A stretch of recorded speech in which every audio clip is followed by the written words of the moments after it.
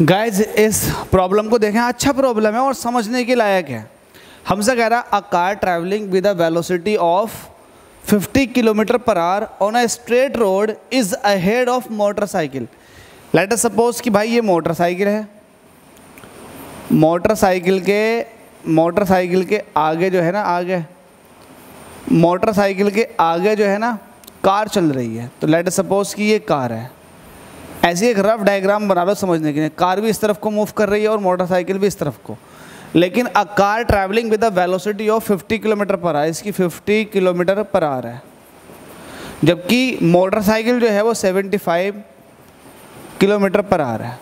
ठीक है, अब हमसे क्या कह रहा, हमसे कह रहा है कि इनकी पोजीशन को अल्टर कर दो, है ना, उल्टा कर दो।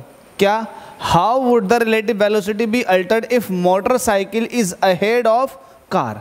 अगर कार के आगे मोटरसाइकिल पहुंच जाए, कार के आगे अगर मोटरसाइकिल पहुंच जाए तब क्या फ़र्क पड़ेगा। तो मोटरसाइकिल इधर को मूव कर रही है, कार भी इधर को। मोटरसाइकिल के 75 किलोमीटर पर आवर थी और इसकी 50 किलोमीटर पर आवर। तो हमसे क्या कह रहा है, हमसे कह रहा है कि क्या कह रहा है, how would relative velocity be alter. Relative velocity पे क्या फ़र्क पड़ेगा, क्या होगा रिलेटिव वेलोसिटी पे अगर पोजीशन जस्ट उल्टी हो जाए।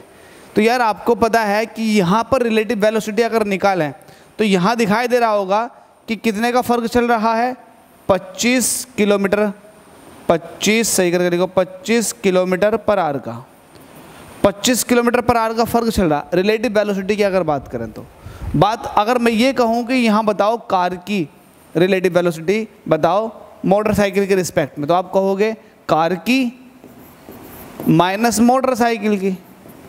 तो यहाँ से फ़र्क कितना निकल कर आएगा, यहाँ से आएगा माइनस का 25 किलोमीटर पर आवर। इसका मतलब ये है कि मोटरसाइकिल जो है वो तेज़ चल रही है, कार जो है स्लो चल रही है। इसके मतलब से ही पता लग जाएगा, इससे ये भी पता लग जाएगा कार जो है 25 किलोमीटर पर आवर से पीछे की तरफ को जा रही है, जबकि मोटरसाइकिल आगे को आ रही है।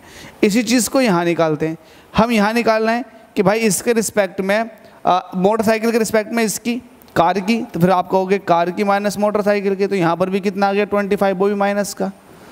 तो माइनस का, अब देखो यहाँ एक चीज़ नोट करो कि रिलेटिव वेलोसिटी पर कोई फ़र्क नहीं पड़ा।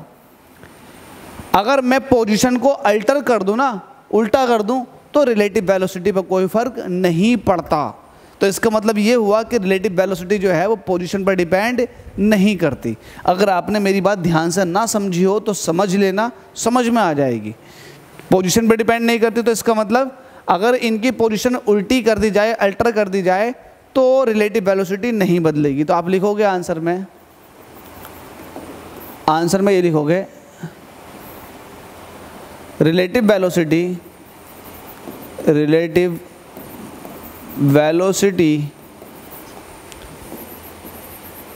does not change because relative velocity does not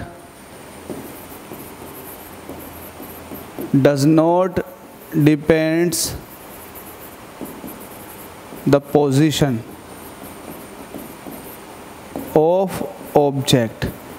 ये पोजीशन पे डिपेंड नहीं करती। अगर डिपेंड कर रही होती तो यहाँ कुछ और आती और इधर कुछ और आती, लेकिन ऐसा हुआ क्या, नहीं हुआ।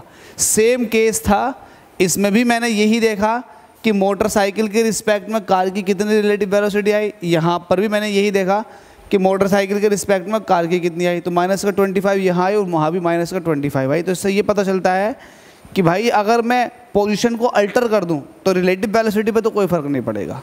ठीक है भाई, समझ में आ गया होगा। Thank you.